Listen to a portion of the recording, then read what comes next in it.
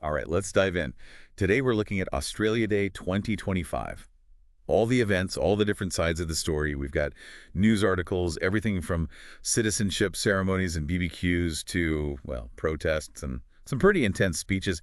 Seems like it was a big one. Yeah, no doubt. And what really jumps out this year is how Australia Day brought up this whole conversation about what it means to be Australian, especially with all the history. For sure, and you see that playing out in these articles. Like, on the one hand, you've got Bondi Beach, totally packed, families doing the classic Aussie BBQ thing. Sure. And then you've got new citizens taking their oath at these ceremonies. And on the other hand, huge Invasion Day protests. I mean, tens of thousands of people in Melbourne alone.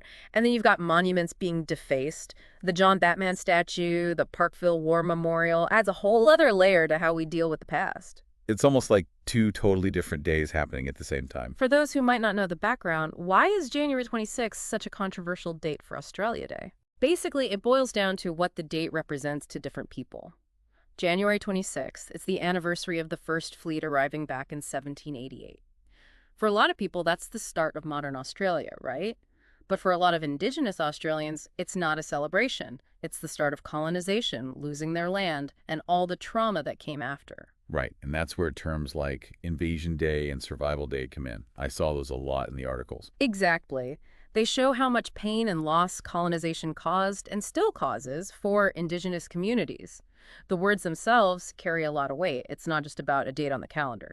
Yeah, that makes sense. But these rallies, they're not just about the past, are they? They seem to be pushing for change now. Oh, absolutely. There are calls to change the date, to recognize Indigenous sovereignty for real and for actual reconciliation. This isn't just symbolic stuff. It's about fixing the inequalities that Indigenous communities still face today. And we're seeing strong opinions on both sides.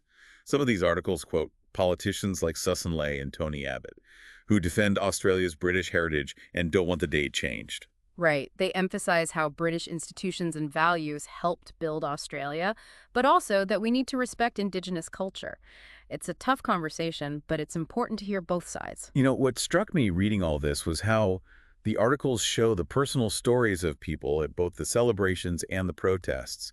It really puts a face on things. Yeah, those personal stories are so important. On one side, you've got these new citizens, excited, taking their oath, full of hope for their future in Australia. And then you have Indigenous Australians sharing their experiences with discrimination and how they're still fighting for recognition. There was this one story that really got to me. Monica Kelly, speaking at the Sydney rally about her brother Lewis, who died in police custody back in '83. Yeah. It's a reminder of how much injustice is still happening. It is. And those personal stories, they connect us to the bigger issues in a way that statistics and politics just can't. Makes it much more real. So, with all these different perspectives, where do we go from here? How do you even start to reconcile these views on such a big national day? Well, the articles do show how Australians are trying to figure this out. Indigenous leaders are calling for truth-telling and real reconciliation efforts, and politicians like Prime Minister Albanese and NSW Premier Chris Minns talk about finding a shared future while accepting the past. It's like maybe Australia Day could be both celebration and reflection, recognizing the whole Australian experience. Interesting idea. Maybe it's not about everyone agreeing on one meaning, but about giving space for everyone to deal with it in their own way. And we can't forget that amongst all this, there were good times on Australia Day too, right? Absolutely. Articles highlight some inspiring stories of Australians recognized for their achievements. Like Neil Danaher, the AFL legend named Australian of the Year. Amazing work raising awareness for motor neurone disease research while he's battling it himself. Incredible dedication. And Professor Megan Davis, recognized for her work on the Uluru Statement from the Heart. These people really show what being Australian is about. It's easy to focus on the controversies, but we gotta remember it's also a day to acknowledge the good parts of this country and the people who make it special. So it's this push and pull, celebrating the good, acknowledging the bad, trying to find a balance. Yeah, and that's where things get interesting. It makes us ask, what does it really mean to celebrate Australia Day in a way that respects everyone and the whole history? Great question. And maybe we'll find some answers as we keep diving into Australia Day 2025. Yeah, definitely more to unpack here. Reading through these, you know what really hit me? It's the personal stories, especially from those Invasion Day rallies. Like, we talk about the Indigenous perspective, but when you hear people share their own experiences, it hits differently. I'm with you. There's this quote from Katerina at the Melbourne rally that stuck with me. She said, January 26th is a day of mourning for my people, Aboriginal people. It's not a day to celebrate. So we're here to hopefully make change, abolish the date, get rid of it. You can't really miss the message there. It's raw, it's real, and it shows how deeply people feel about this. And it's not just anger, right? There's this determination to be heard to make sure this date doesn't mean pain for Indigenous Australians anymore. Oh, yeah. And Derek, another attendee, he brought up an interesting point. He was saying how even holidays like the King's birthday, they're on random dates. So changing Australia Day, it's not about logistics. It's about like political will and acknowledging the hurt. That's a good point. It flips the script a bit, right? It's not about practicality. It's about what we actually value as a nation. And something else I noticed, the crowds at these rallies, so diverse, not just Indigenous Australians, but people from all backgrounds standing with them. Totally. There's this quote from Stephen, he's 21, that really got to me. He said, "I'm here to support First Nations people. It's not a day to celebrate. I'm just out here like everyone else to have our voice heard. I'm not Indigenous myself. I have European heritage on both my mother's and father's side, but I'm out here to support Indigenous Australians." That says a lot about how this is reaching people beyond the Indigenous community. It shows how complicated identity can be, right?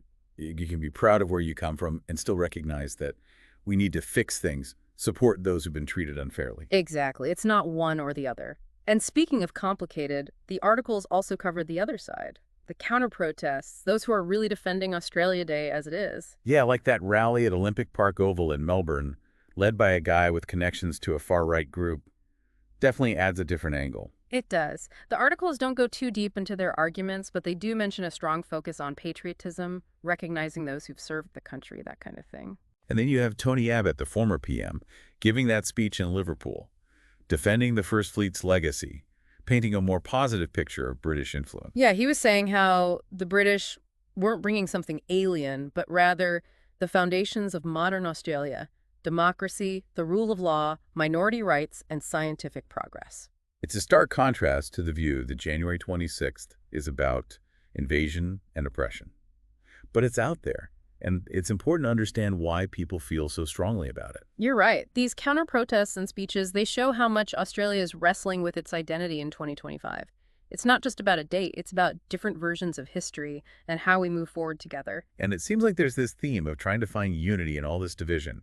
Can Australia Day actually represent and celebrate all Australians? Well, the articles do point to a growing feeling that we need a more inclusive approach, one that's more, well, nuanced. Like Chris Minns, acknowledging that celebrating this date isn't simple for everyone. He talks about having a shared sense of the future, but recognizing the complex history. And Prime Minister Albanese, in his speech at the citizenship ceremony, he talks about Australia being built on hope and hard work, aspiration and determination, a democracy where every citizen counts themselves equal. Those are strong statements focusing on inclusivity and shared values. But how do we actually make those words into actions, into real reconciliation? The articles give us some clues. There are calls for truth-telling, acknowledging the real impact of colonization and the ongoing injustices. And there's a push for recognizing Indigenous sovereignty, letting them decide their own affairs. That goes beyond just symbolic gestures. And we can't forget what's already happening, like Professor Megan Davis's work on the Uluru Statement from the Heart, a constitutionally enshrined voice for Indigenous Australians in Parliament. That's huge. Giving Indigenous communities a real say in decisions that affect them shows how people like Professor Davis are working towards a fairer Australia. It's a long road, but these efforts give some hope that Australia Day could become a day of unity for everyone. It's inspiring to see people working towards that. Definitely. And as we go through these articles, I think it's good to focus on those stories of resilience, compassion, progress, the people who represent a better future for Australia. Like Neil Danaher, battling motor neurone disease, but still working so hard to raise awareness and find a cure. It's really inspiring. And he's not alone. We see everyday Australians from all walks of life supporting their communities, making a difference. A good reminder that even with all the challenges, there's always hope. And it's often the actions of individuals that fuel that hope. Absolutely. In the end, it's those stories of courage, kindness, determination that will shape Australia's future. So as we unpack all this about Australia Day 2025, I think it's key to keep those individual stories in mind. They remind us that even with all the debates and complexities, we're all connected on a human level. Couldn't agree more. Those stories help us understand the whole picture of what it means to be Australian. Going through these articles, it feels like we're putting together this like huge jigsaw puzzle, different views, each piece a different experience, a different take on what the day means. That's a good way to put it. And that's what's so cool about these deep dives, right? You get past the simple stories and see how complex these issues really are. Speaking of complex, there's this one article that I kept thinking about. It's about the Australia Day citizenship ceremonies. Oh, you mean the one from ABC News? The one where they went all over talking to people becoming citizens? Yeah, that's it. It felt so different from all the protests and politics we've been talking about. It's full of these pictures of families so proud and new Australians talking about their hopes for the future here. It really shows how this country welcomes people from all over. The Alazi Chidi family from Nigeria, their story got to me. They talked about wanting to give back to the society that gave them a new start. They've been here almost 7 years, and it shows how many immigrants feel about Australia, you know? Like it's a two-way street. It's not just about opportunity, though, right? It's about belonging. The Viswanathan family from India, they talked about the relaxed lifestyle and feeling safer here. That sense of security, it's something a lot of us who are born here, we don't even think about it. True. And it shows how being Australian, it's not a fixed thing. It's always changing, shaped by everyone who comes here and makes it their home. And you see that in the article, all the different backgrounds of the new citizens. Spain, Brazil, Zimbabwe, India. It's like a snapshot of how multicultural Australia is. It is. And with all this talk about national identity and reconciliation, it's important to remember that for a lot of people, Australia Day is just about, well, relaxing with family and friends. For sure. The articles from Sydney and Melbourne, they talked about how packed the beaches were, everyone having BBQs, just enjoying the day. It's a side of Australia Day that doesn't always get attention, but it's definitely there. It's about those simple things about life in Australia, right? The good weather, the laid-back vibe, that sense of mateship. It's what makes this country unique and what a lot of people love about it. So bringing it back to that big question, Hmm. how do we move forward as a country, acknowledging the past, but also building a future where everyone feels included and understood? It's a tough one. No easy answers. But maybe it starts with recognizing that all these experiences are valid. The pain of Indigenous Australians, the pride of new citizens, the joy of those celebrating with their loved ones. It's all part of the Australian story. And if we can just listen to each other with empathy and respect, maybe we can start to close the gaps and make Australia Day a day that truly unites everyone. That's a great thought to end on. What we've seen today is that Australia Day, it's not simple. It's got a lot of different meanings, a lot of emotions tied up in it. And that's what makes it so interesting, right? It doesn't give you the answers, but it gives you the information, the different viewpoints, so you can figure things out for yourself. So as you go about your day, think about what really stuck with you from our look at Australia Day 2025. What stories will you take with you? And how will you play a part in shaping the future of this country? It's constantly changing, and we all have a role to play. Until next time, keep exploring.